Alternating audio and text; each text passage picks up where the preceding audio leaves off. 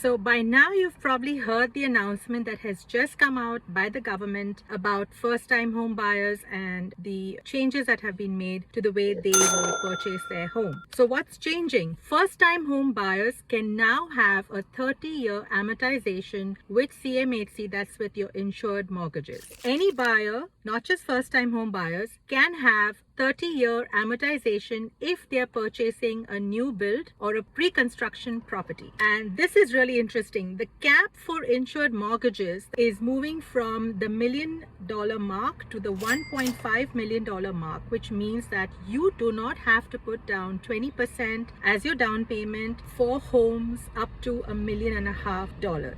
Which means that you are able to now purchase a more expensive home with less than 20% down payment. These changes come into effect on the 15th of December. What is it that we don't know yet? We do know that you would not have to put down 20% down payment up to $1.5 million home, but what we don't know is how much down payment is going to be requested or required of you when you are purchasing a home up to $1.5 million.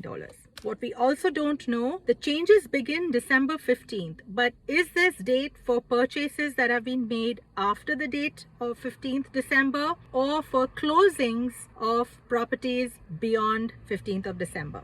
How is this going to impact our market? We foresee that this is definitely going to create some buyer impact. We're going to see potentially more buyers in the market who now have the confidence and affordability to go in at different price points from what they could earlier.